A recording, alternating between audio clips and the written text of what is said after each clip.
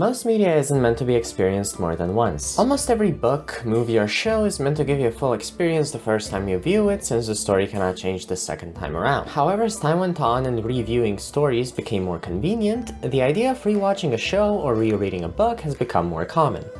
I mean, you loved it the first time, the second time will probably be just as good.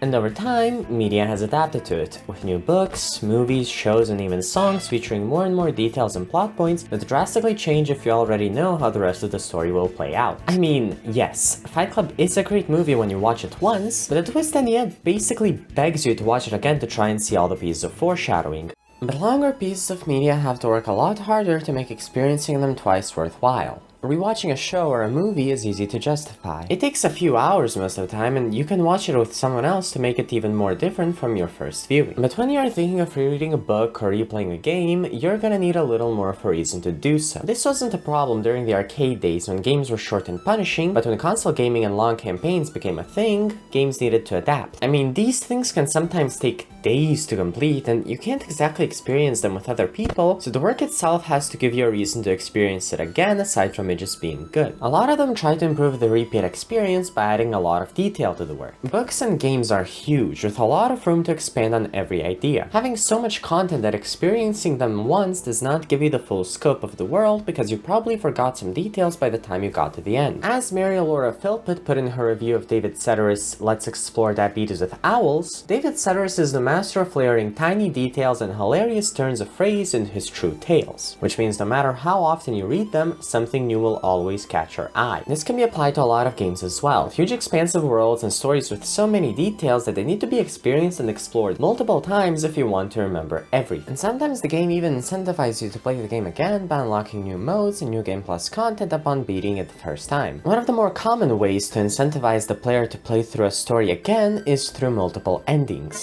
Throughout mostly any game, you'll be prompted with a choice that alters the course of the story. This can range anywhere from a dialogue option changing a character's affection to you to deciding which ending you will get. Most of these choices are cumulative, with the SMT series being a very good example of it. In these games, a player is given an alignment based on choices they make, which drastically changes how the story plays out and even how some demons interact with you. But most importantly, you cannot change your alignment easily. This may seem pretty obvious, but what it implies is the need to play the game again from the start with the goal of playing as a certain alignment to experience the difference your alignment makes for the entire thing. But also the interesting thing about alignment is that it not only influences the story, but the gameplay too. Choice-based gameplay changes are something I absolutely adore in games, and for good reason. Choices are the big separation between games and other media. Even if you do not get to choose the ending, you get to change the journey. And the games restricting certain gameplay options upon choosing another just makes your run feel so much more personal. There are many ways to make the player choose how to play the game. The options range anywhere from distributing level points, to choosing a line on a skill tree, and even to deciding what class you will be at the start. Just like dialogue options deciding your ending, each individual choice does not make a big difference. But the view of your character growing into exactly what you want him to be is oh so satisfying. It makes every run feel more varied. Depending on the amount of variables the game has, you can have hundreds of runs, just changing slight things about your character to make it different enough. But maybe choosing the changes is a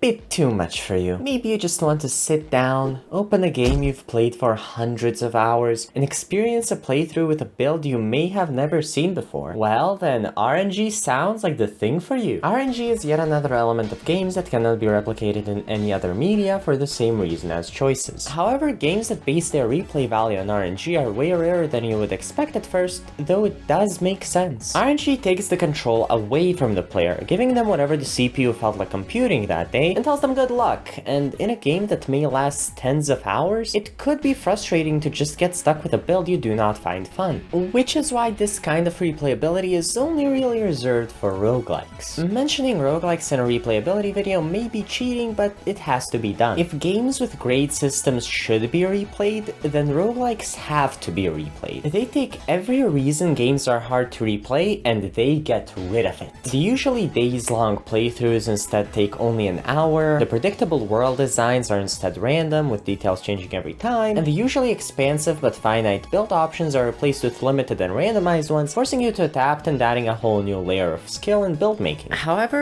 with the removal of everything that made other types of games not replayable, it also removed any aspect of other games that did make them replayable. Due to the short time required to beat them, they almost never have any story for the player to come back to. And with randomized surroundings and builds, the player will never come back to the game to explore a new area or to try out that one specific build that seems interesting. Though recently, some roguelikes have been trying to improve on those aspects, most notably Hades. Hades is what is commonly known as a roguelite, a game that has a lot of the same aspects as roguelikes, with randomized buffs and environments, but it gives you something that you can take before a run and upgrade between runs, giving a feeling of long-term progression in a genre commonly known for getting rid of everything you had after only a few minutes. These games can also include other elements that add replayability, like the story and the character relationships in Hades. These additions often make them a lot more accessible to people that don't usually play roguelikes, and the sales of Hades just go to show that. But randomization can still be used even outside of roguelikes and roguelites, mainly in fan-made randomizers. A randomizer of any kind always completely alters how the game is played, adding an element of luck into anything. Mostly every single player game has a randomizer, from Pokemon Red all the way to Call of Duty World at War. There is honestly not much to say about randomizers, they are just a neat addition to any game. No matter what game it is, and no matter how much replayability it may have, a randomizer will always give the player a reason to play it again, and again, and again. And it just goes to show that, simply put, a game is as replayable as the player wants it to be. Same with books, movies, and shows. If there is a will, there is a way, and if there is a piece of fiction to be experienced more than once, there is a community that will enjoy it as many times as they can. Does that mean this whole video is pointless? Yes. Subscribe for more.